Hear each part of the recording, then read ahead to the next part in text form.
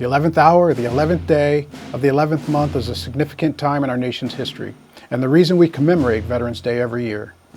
A temporary ceasefire, 11 a.m. on November 11, 1918, marked the end of World War I on the Western Front. A year later, President Woodrow Wilson proclaimed November 11th the Armistice Day. Congress would later change it to Veterans Day to honor the selfless service of men and women in all conflicts since World War I. Generations of patriots have dedicated themselves to the defense of our country. They've made us stronger and far more resilient as a nation. This year marks the 75th anniversary of the end of World War II. We remember the contributions of veterans from the greatest generation. The Ohio National Guard answered the call and was in every theater the American Army fought in, and the streamers and our colors reflect that. Our airplanes of the 112th Observation Squadron patrolled the East Coast in anti-submarine missions. Our 112th Engineer Battalion earned the Presidential Unit Citation for the heroic deeds on the beaches of Normandy. The soldiers of the 37th Infantry Division carried with them the Buckeye spirit of thousands of Ohioans. Their record speaks for itself. 5 years in service, 3 of those in the Pacific Ocean region, 592 days in combat, 7 medals of honor, and more than 10,000 casualties accrued by that division. In his post-World War II address to Ohio legislators, the 37th Infantry Division CG, Major General Robert Beetler, powerfully spoke of the importance of Ohioans sticking together to get through difficult times. And I think that message is timely today. He said, "Ohio soldiers stick together and fight together. The Ohio spirit at home and the Ohio spirit on the battlefront is an unbeatable combination. The Buckeye spirit is infused in the 37th.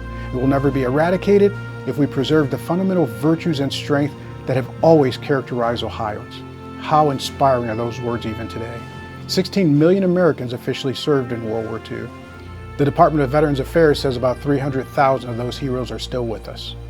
You learn many skills and values in the military, values such as loyalty, duty, respect, selfless service, honor, integrity, and personal courage. Veterans don't leave those things behind when they transition to civilian life. They're teachers, they're doctors, social workers, first responders, welders, elected officials, and they bring those values and those traits to everything they do. They continue to serve in our communities by making positive contributions, building stronger futures, and inspiring future generations.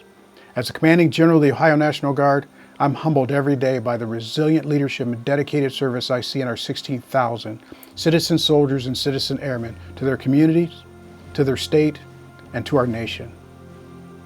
I'm reminded of the 145 Combined Arms Battalion, currently returning from theater after a very difficult deployment, multiple mission changes, a multiple reorganization, both pre-MOB and post-MOB, extensions due to the coronavirus.